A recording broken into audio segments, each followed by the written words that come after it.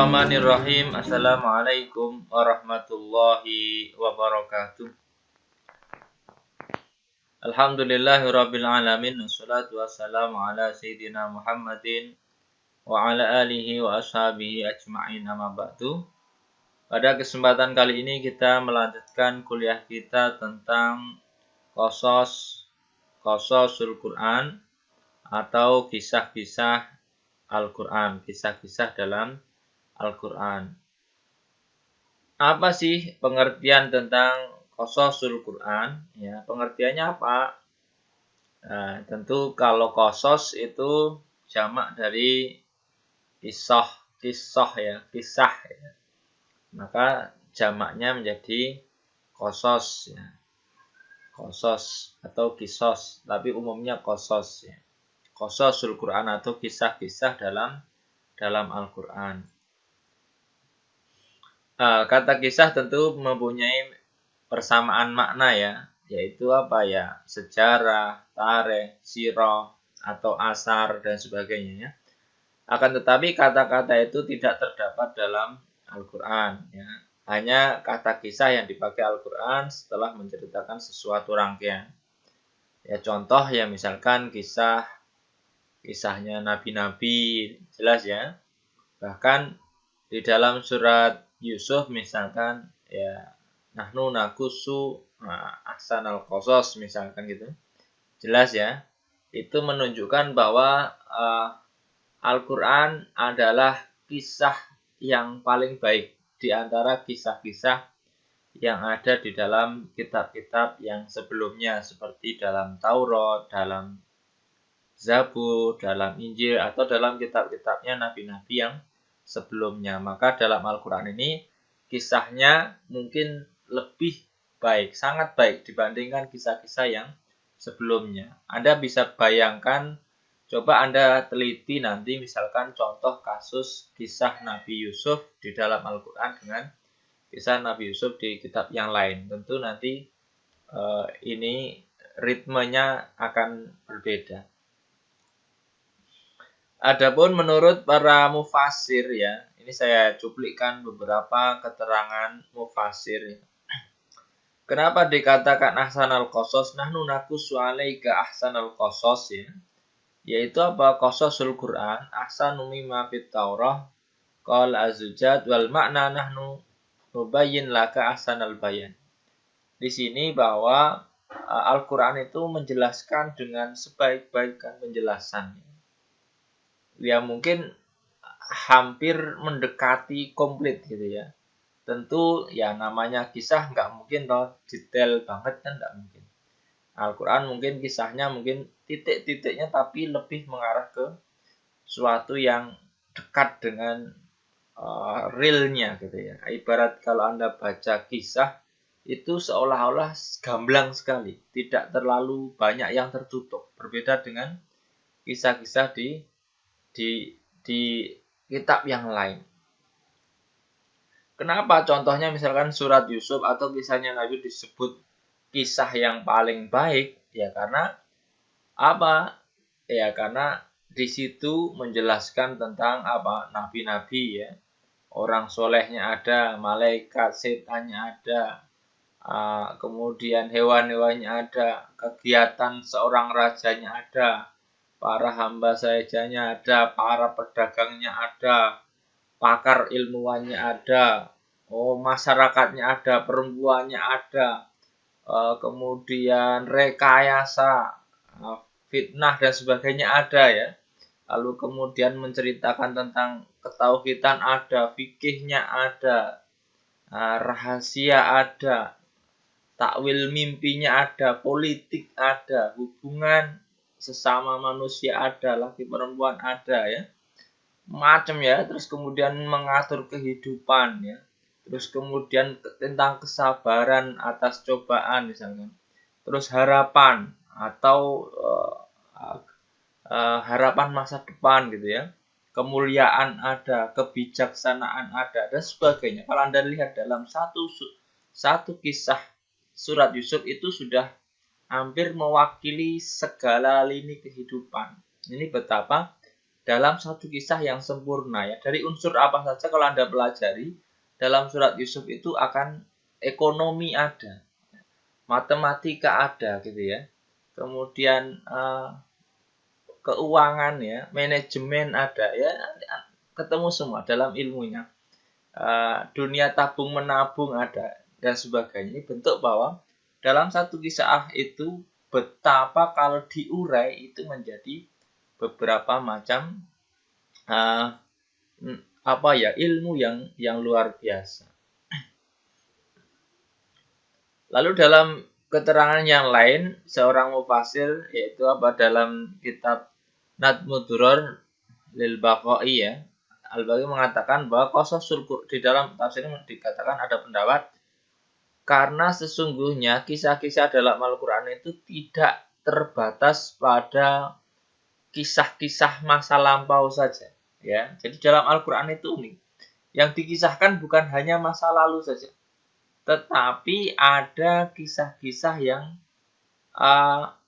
akan terjadi masa depan ya, yang akan menyerupai kisah-kisah itu ya. Jadi kisah-kisah gambaran itu sudah digambarkan masa lalu tapi akan terjadi di masa depan. Itu juga ada. Kemudian ya kisah-kisah yang macam-macam. Betapa ini berbeda dengan kisah-kisah yang ada di dalam kisah-kisah yang lain. Lalu apa pengertian terminologi ya? Dalam pengertian terminologi misalkan Imam Fakhruddin Razi dalam tafsirnya mengatakan bahwa kumpulan perkataan-perkataan yang memuat petunjuk yang membawa manusia kepada hidayah agama Allah ya, hidayah Allah ya, menunjukkan kepada kebesaran serta mencari bagaimana cara mencari keselamatan. Ini Anda bisa cari nanti beberapa pendapat para mufasir yang lain. Kalau misalkan mufasir yang lain mungkin punya beberapa definisi yang lain. Intinya bahwa qasasul Quran itu ya tentu tujuannya adalah kisah-kisah yang nanti mengajak pendengar itu untuk meniru ya, sebagaimana ketika Anda diceritakan sesuatu yang mungkin bijaksana ya, petuah-petuah dan sebagainya, maka tentu itu bisa diikuti. Tujuan Quran tentu juga dalam hal itu. Lalu bagaimana bentuk-bentuk kisah dalam Al-Quran ya? Maka di dalam Al-Quran nanti akan Anda temukan beberapa kisah-kisah ya. Bahkan mungkin hampir kebanyakan itu kisah ya. Anda kalau buka Quran, baca Quran dari awal, mungkin setelah beberapa ayat kemudian langsung ke cerita, kisah atau kisah kehidupan masa lalu, misalkan tentang dalam surat Al-Baqarah kisahnya sapi ya, kisah sapi misalkan, dan kaitannya dengan sapi misalkan, dan apa sih hubungannya dengan sapi dan macam-macam. Dan hampir kalau Anda lihat nama-nama surah dalam Al-Quran itu merujuk kepada kisah-kisahnya ya. Contoh misalkan surat Al-Baqarah kisahnya Bani Israel, kisahnya Nabi Musa, kemudian nabi-nabi seterusnya, nabi-nabinya Bani Israel misalkan. Banyak sekali. Maka kalau bisa dibagi bahwa qasasul Quran ini adalah terbagi menjadi beberapa bentuk kisah, yaitu apa? Ya, pertama kisah para nabi terdahulu. Ya, tentu mengenai informasi dakwah mereka kepada kaumnya, mukjizat-mukjizat yang memperkuat dakwahnya, sikap perlawanan yang dilakukan oleh umat-umatnya dan musuh-musuhnya, kemudian step by step dakwah dan perkembangannya, serta ya akibat ketika mereka tidak mau menerima apa yang sudah dilakukan nabi-nabinya. Dan banyak nanti hampir setiap nabi itu hampir Anda bisa dapatkan ceritanya. Tapi yang paling lengkap saya sampaikan ya ceritanya Nabi Yusuf kalau dalam Al-Quran.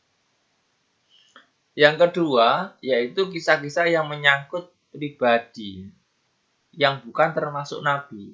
Ya, tidak dianggap nabi tetapi dikisahkan dalam Al-Quran. Itu ada beberapa orang tidak disebut sebagai nabi, tetapi dikisahkan gitu ya.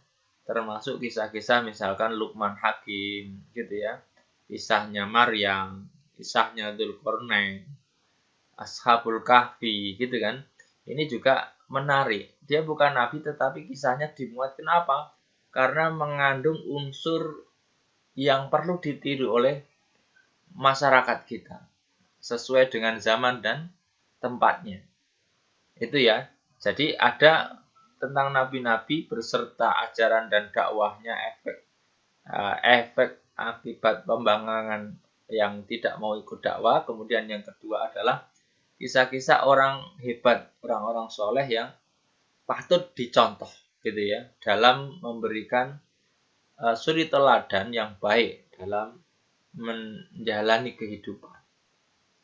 Kemudian yang ketiga adalah kisah yang menyangkut peristiwa-peristiwa yang terjadi di zaman Rasulullah ya, kisah-kisah perang, perang Badar, perang Uhud, perang Ahzab, dan perang-perang yang lain. Ini tentu Anda juga bisa lihat itu kisah-kisah dan sebagainya. Juga ya macamnya nanti ada kisah-kisah yang lain. Tentu kisah-kisah yang berkaitan dengan itu. Lalu apa manfaatnya? Ya tentu salah satu tujuan kisah di dalam Al-Quran adalah agar manusia itu mengambil langkah untuk menggunakan akalnya, ya, mengambil logikanya dibangun dari kisah itu. Kalau Anda dibangun logikanya, maka akan ketemu bahwa ini baik, ini tidak baik.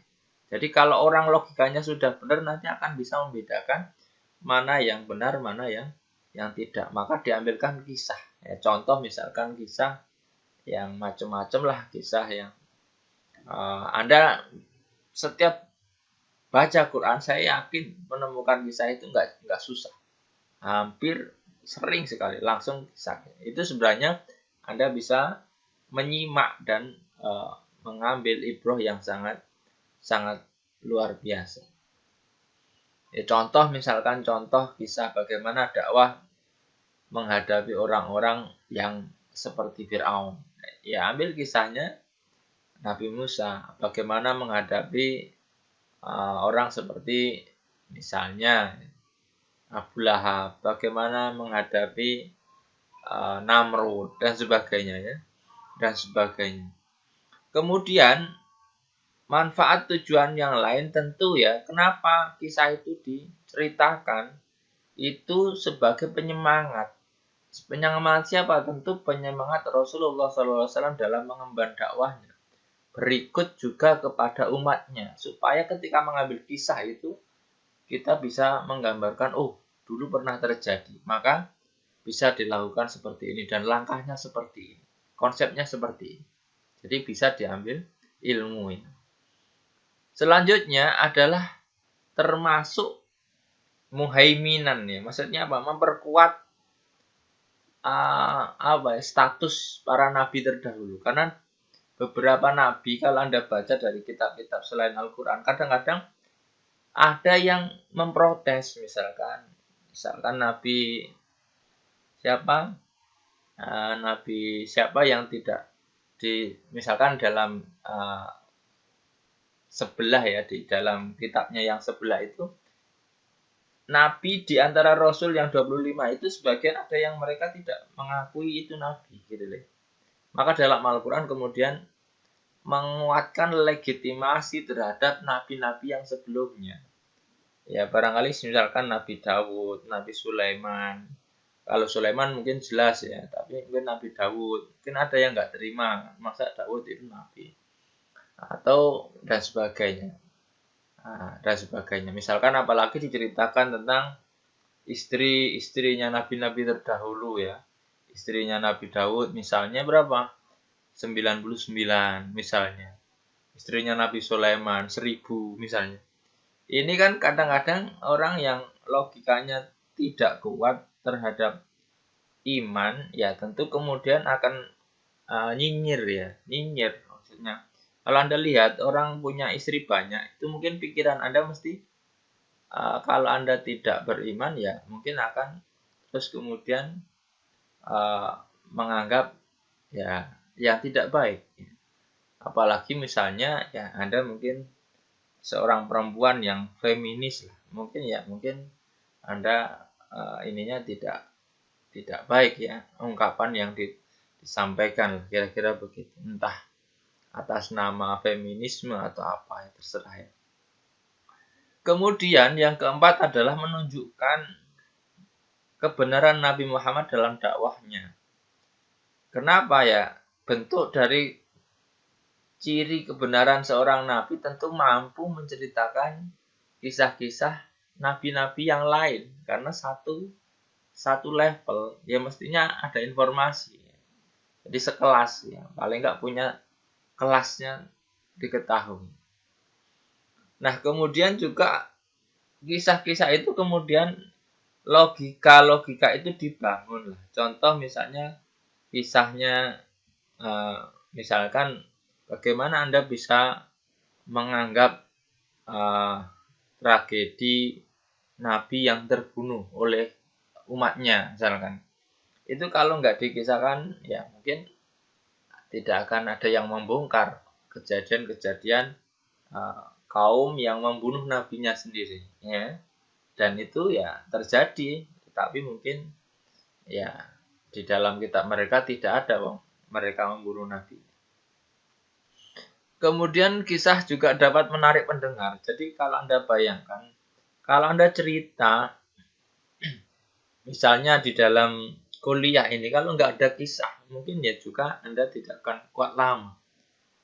Ya, makanya kisah itu lebih kuat didengar daripada yang datar gitu ya. Anda bisa bayangkan Anda mendengarkan khutbah Jumat itu ya. Itu misalnya, kok khutbah Jumatnya itu kola dan kola gitu ya. Itu saya yakin Anda itu akan merasa garing, jenuh gitu ya. Karena apa? Ya karena ya manusia itu nggak kuat kalau dikasih sesuatu yang lurus saja. Tapi kalau cerita itu kemudian ketika Anda mendengar cerita, daya pikir Anda itu akan berkembang gitu ya. Sesuai dengan imajinasi yang Anda punya. Maka cerita itu lebih berkembang daripada Anda kemudian sudah bentuknya sudah visual. Itu lebih enak cerita. Misalkan Anda saya ceritakan, ada orang misalnya, contoh Anda dengarkan. Ada orang tubuhnya luar biasa, six pack. Tingginya 170. Rambutnya itu dibelah dua. Tengah-tengahnya ada jalan untuk lewatnya jalan tol, kira-kira begitu. Nah, matanya warnanya biru. Dan sebagainya. Misalnya gitu, Anda sudah punya gambaran yang lain-lain. Membayangkan. Ini contoh. Seandainya Anda bisa mengisahkan. Kemudian itu beberapa ya contoh. Kemudian apa hikmahnya? Hikmahnya apa? Kisah-kisah dalam Al-Quran itu. Ya tentu Anda bisa melihat ya jelas kalau hikmah itu sudah jelas. Anda kalau diulang-ulang itu apa? Supaya Anda lebih dalam gitu ya. Lebih dalam gitu. Sesuatu yang diulang-ulang tentu ada sesuatu yang perlu digali lebih dalam. Ya. Kenapa ya? Masih ada sesuatu yang perlu digali. Bahkan perlu penekanan yang luar biasa. Tentu ada sisi lain di antaranya apa? Ya menguatkan kesadaran atas atas substansi kisah tersebut ya. Misalkan ya supaya Anda mikirnya matang gitu. Yang kedua, pengulangan kisah itu juga merupakan salah satu bentuk kemukjizatan.